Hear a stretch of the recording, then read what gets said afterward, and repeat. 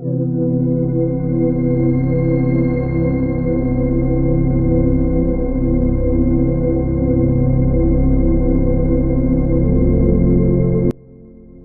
things first, just some basic info about appearance. This helps create an idea of what your character looks like so you can describe them in your book. I recommend drawing or generating a photo of just about what you want your character to look like so that you can imagine them perfectly. You can even take a face claim off of Pinterest for that. Having exact photos of what their hair, skin, and eyes look like can also be really useful when you're mentioning those things while you're writing.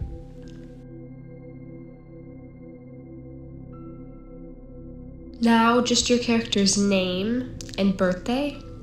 I also added things about her ethnicity. You don't have to do this part, but I'm really interested in name origins and meanings, so I added a section for that. The reason we need these things is very obvious. Your characters should have a set birthday and middle name if they have one, and they should both be written down somewhere so that you don't have to make those informations up on the spot and have it interrupt your writing and planning. This next part is just information about her family, and it shows her 2 siblings and also her parents. It shows where her parents work and their rightful ethnicities so that you know which parent gave her what ancestry. And also, it once again shows things that are useful so you don't have to make them all on the spot, like her parents' names, her mom's last name, and her siblings' birthdays.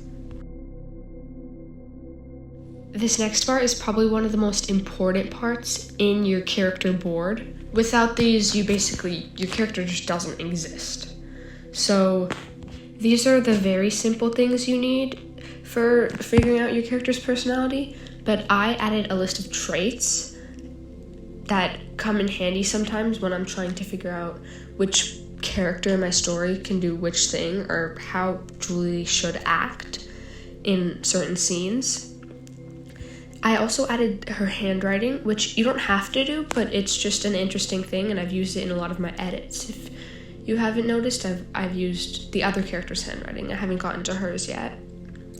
I also added her hobbies and things that she likes, just so she doesn't seem like a bland character, and I can mention those in her perspective if I need an excuse for her to not participate in a certain event in the story. I also added just a few extra information, like her favorite food, color, and movie. And then I added her phobias, which are really useful because you can use those against her in the story, and you just get to know more about her. This is the last part I added, and remember, I made these so long ago. So I just added in her friends, which some of them are characters in the story and some of them barely appear. But the ones that barely appear, they're useful if she once again has to mention them. And I also added her friends from sports just because, to get more info about the people in the story.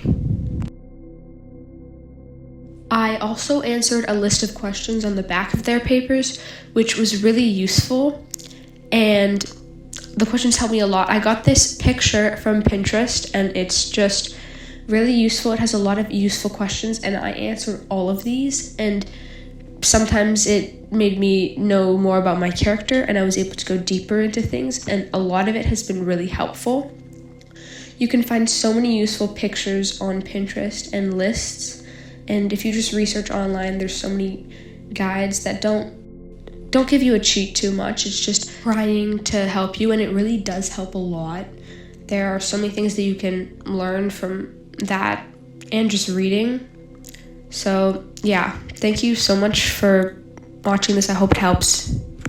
Please consider subscribing. It would help so much. And if you want to know more about my book and characters, I have a bunch of edits about them, and there's a huge writing community if you haven't discovered it. So yeah,